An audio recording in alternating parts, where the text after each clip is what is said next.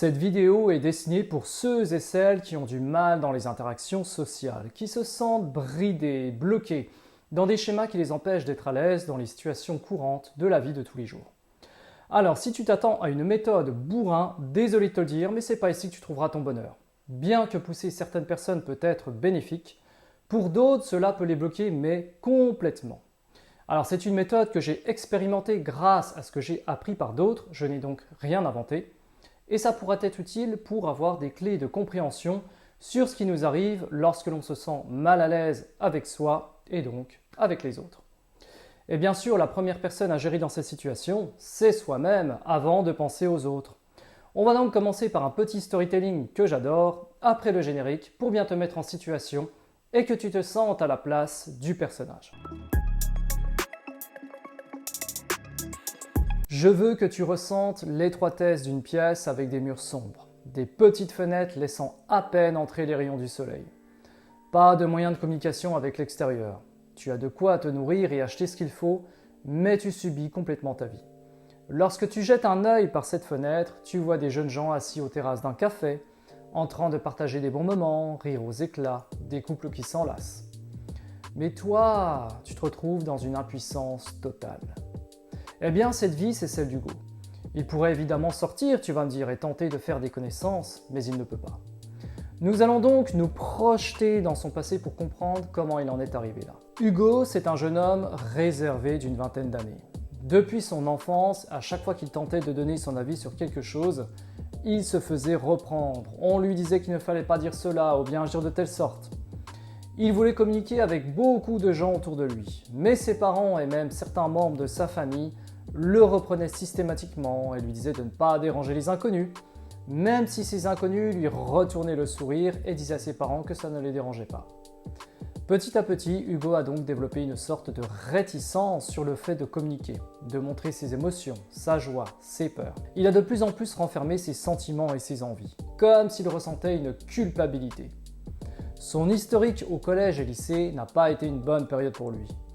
Incapable de participer à des moments de joie et de partage avec ses camarades, il restait très souvent esselé dans un coin de la cour de récréation, à regarder les autres profiter. Et tout cela était une totale incompréhension pour Hugo. Il se sentait très différent du reste de ses camarades et a cultivé la solitude. De plus, pour ne rien arranger, il a été souvent montré du doigt pour son comportement différent des autres, mais il s'est fait aussi agresser pas mal de fois.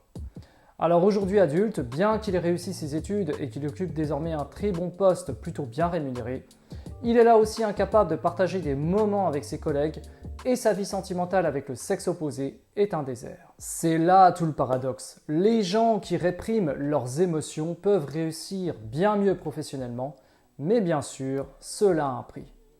Alors comment pourrait faire Hugo pour sortir de cette situation ? Comment pourrait-il se défaire de ce sentiment de gêne et de culpabilité d'oser aller affronter le monde extérieur et se rendre compte que les autres ne représentent pas nécessairement une menace ? Ce qui est intéressant de noter, c'est que si nous mettions deux enfants dans la même situation avec la même éducation, l'un va développer des inhibitions et l'autre va rester insensible et continuer sa vie comme si de rien n'était. On a déjà donc là des différences de personnalité qui peuvent faire complètement changer la donne. Et d'ailleurs, en prenant un degré plus élevé de traumatisme, plus important par exemple que la timidité ou l'anxiété sociale d'Hugo, deux personnes assises l'une à côté de l'autre lors d'un accident de la route pourront réagir complètement différemment. Et je vais même te citer un passage dans le livre « Le corps n'oublie rien », suite à un accident de la route qui s'est déroulé au Canada et qui a impliqué 87 véhicules. Stan et Huth ont été bloqués dans leur voiture. Stan avait essayé de s'enfuir en tentant d'ouvrir les portes et les fenêtres, mais un semi-remorque avait complètement bloqué la voiture. Et Huth, quant à elle, est restée complètement figée sur le siège passager. Deux réactions différentes, alors qu'ils étaient pourtant l'un à côté de l'autre et ils ont vécu la même catastrophe. Alors le souci d'Hugo, c'est que plus cette situation perdure et plus cela va l'affecter mentalement, mais aussi physiquement. Le fait de ne pas pouvoir réaliser ce que l'on souhaite et d'avoir toujours ce cerveau émotionnel qui prend le dessus sur le rationnel, inhibe toute action et envoie des phrases du style « Je vais déranger »,« Ce n'est pas le bon moment »,« Je n'ai jamais rien eu jusque maintenant, alors pourquoi ça changerait là tout de suite ?» Le problème de ces pensées, c'est que plus elles sont répétées dans l'inconscient, plus elles viennent impacter le conscient. Et forcément, on perd confiance en soi, et notre vie, eh bien, elle est gâchée. Et quand les émotions négatives tournent à plein régime, cela épuise et on se retrouve forcément avec moins d'énergie que l'on devrait.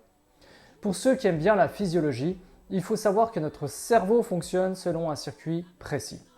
Toutes les sensations qui entrent, comme les odeurs, les sons, le toucher, sont traitées par le thalamus. Puis ces infos sont relayées vers l'amygdale qui va décoder l'info et donner un résultat. Plus précisément s'il s'agit d'une menace ou non. Alors au départ, Hugo, il discutait avec tout le monde sans frein particulier puisque le processus enclenché par ses parents, c'est-à-dire discuter avec les autres, égal dérangeant voire dangereux, n'était pas encore appris. Puis petit à petit, eh bien, le cerveau émotionnel d'Hugo a commencé à transformer l'information des interactions sociales comme pouvant être risquées. Comme nous savons pour nous que marcher sur l'autoroute est extrêmement dangereux, et là c'est un processus bénéfique pour notre sécurité et assurer notre survie, Hugo analyse des interactions sociales de la même manière que le danger de l'autoroute. Alors la solution n'est évidemment pas de faire jouer le SAV et de dire à ses parents que cette situation c'est de leur faute, car eux aussi certainement ont hérité de ces fausses croyances de leurs parents. Nous n'héritons évidemment pas uniquement des caractéristiques physiques, mais bien d'autres choses qui peuvent se répercuter indéfiniment si le problème n'est pas résolu. Il va donc falloir prendre le problème à bras le corps et établir un plan. Si tu es dans ce cas d'isolement, il va donc être nécessaire d'y aller progressivement. On ne va pas se jeter sur la scène devant des milliers de spectateurs à faire un one-man show. Cela pourrait traumatiser pour de bon et arrêter définitivement sa reconstruction. Même si tu regardes cette vidéo seul en ce moment, il faut que tu saches que l'essentiel de ton énergie est consacré à tes relations avec les autres.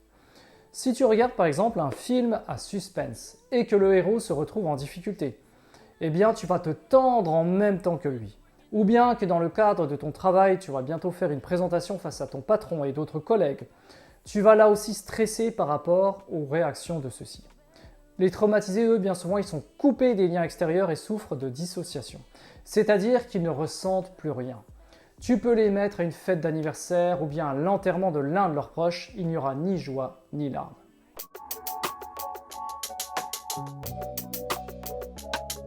Alors ici, je parle bien entendu plus précisément de blocage avec le monde extérieur, le monde social. Et avant d'aller à proprement dit sur le terrain, on peut commencer à se projeter en train de réaliser l'action. C'est ce que font par exemple des coachs sportifs avant un match, ou bien des pilotes de course automobile quand ils vont faire un circuit particulier, des pratiquants d'arts martiaux avant un kata. Ils s'imaginent en train d'exécuter leurs mouvements. Tu peux par exemple t'imaginer en train de parler à une caissière, en train de demander l'heure à un inconnu dans la rue. Alors au début, les anxieux sociaux ressentent des blocages. Il est possible que la tension artérielle monte, que le ventre soit noué, alors que même ils sont installés dans leur canapé. C'est pour cela qu'il va falloir y aller petit à petit, t'habituer à cette image dans ton esprit et répéter le processus jusqu'à ce que tu te sentes complètement à l'aise pour enfin te réaliser pour de vrai. Et cet exercice de projection, tout le monde le connaît. Quand tu dois faire par exemple une présentation au travail, ou bien ceux qui vont présenter une pièce de théâtre, eh bien ils répètent leur texte. C'est aussi là un travail de projection. Alors une fois que la première étape de se voir réaliser l'action est terminée, on peut passer à la suite. Il va falloir désormais s'imaginer comment on se sent une fois l'action passée, une fois qu'on a enfin réussi à passer le pas. Quand on fait quelque chose dont on avait peur, on ressent généralement de la fierté. On sait qu'on vient de passer une étape importante dans notre progression. Alors projette-toi cette image mentalement. Que ressens-tu ? Cette étape est nécessaire pour donner envie à la personne justement de se réaliser, pour lui montrer ce que le passage à l'action peut lui apporter. Il faut bien évidemment qu'il y ait une récompense au bout, sinon réaliser l'action est inutile.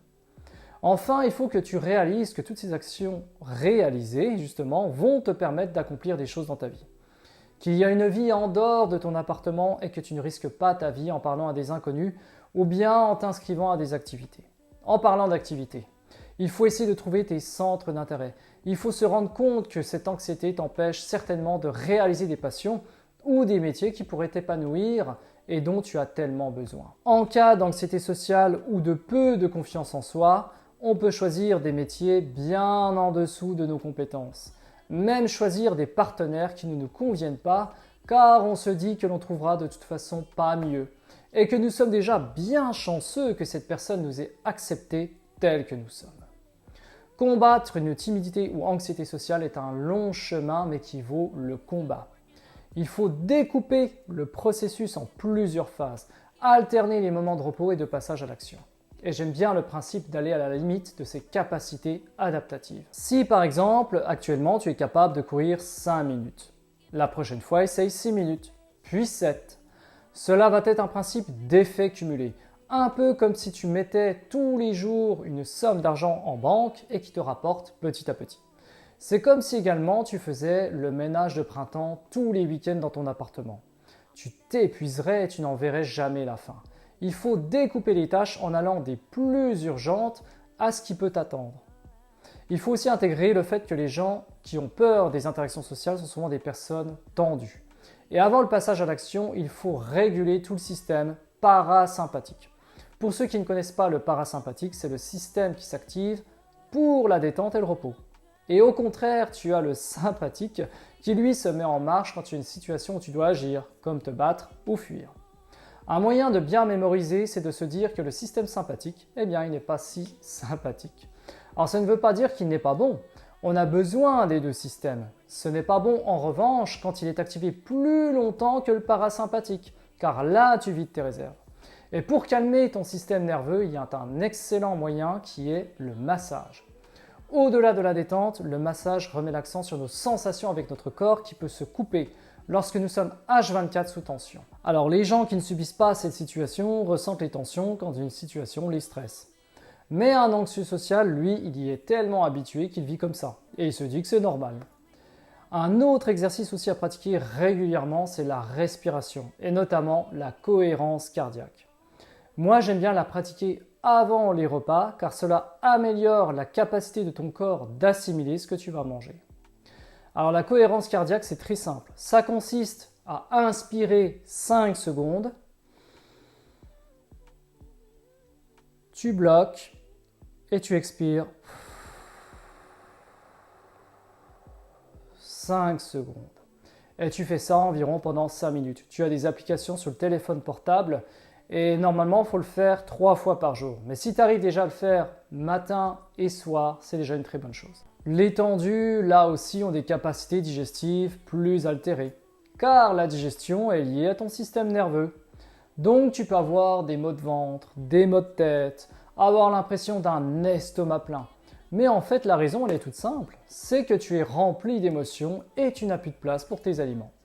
Donc, pour faire simple, pour lutter contre l'anxiété sociale, il faut déjà se réapproprier son corps, remonter ses niveaux d'énergie, simuler plusieurs fois dans son esprit des actions d'interaction avec les autres avant de commencer le véritable travail sur le terrain à proprement parler. Si je te parle aussi bien de cela, je pense que tu te doutes que moi aussi j'ai été touché d'anxiété sociale. J'avais commencé une thérapie cognitive et comportementale en 2017 et c'est en tout cas ce que la thérapeute avait annoncé pour moi, avec en prime une anxiété liée à la performance.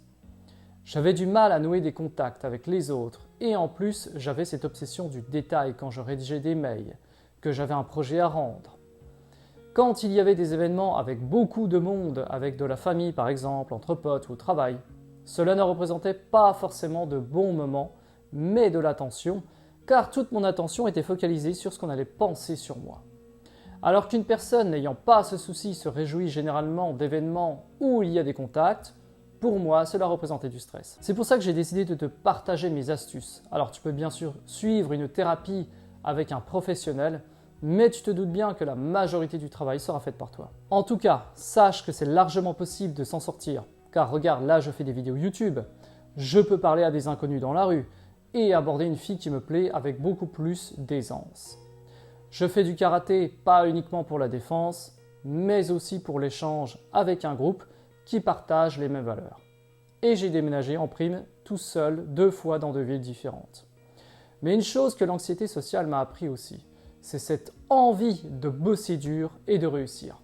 Comme quoi chaque difficulté t'apporte quelque chose de bénéfique. Voilà ce qui peut t'attendre comme résultat si tu prends les devants. Une vie avec beaucoup plus d'opportunités et non pas une vie enfermée comme la prison d'Hugo que nous avons vu au début de cette vidéo. Mais comme je te l'ai dit, va falloir y aller vraiment petit à petit. C'est pour ça que cet exercice de simulation est vraiment très bien.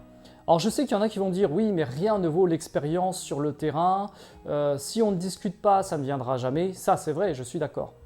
Mais il y a des gens qui sont tellement anxieux qu'il faut déjà les désensibiliser avant d'aller faire les choses pour de vrai. Ils ont besoin de se projeter mentalement et de se dire que tout ira bien. Ils ont les nerfs tellement à vif qu'en fait c'est impossible pour eux de faire comme une personne entre guillemets normale. C'est pour ça que cette simulation, quand elle est répétée, qu'on s'imagine des scènes où ça va marcher, parce qu'au début, celui qui va faire cette projection, il va s'imaginer tout de suite du négatif, du rejet, de la moquerie, etc. Il faut apprendre justement à désensibiliser déjà par l'esprit avant de le concrétiser en vrai. Alors bien sûr, ça ne marchera pas pour tout le monde, mais ça a marché pour moi. Donc je me dis, de toute façon, c'est gratuit. Tu n'as rien à perdre, hein, de toute façon, à essayer. Et puis, si ça ne marche pas, bah, écoute, tu tentes autre chose. Mais moi, le but de ma chaîne, c'est justement de partager des astuces et des expériences que j'ai vécues. Allez, bon dimanche à toi.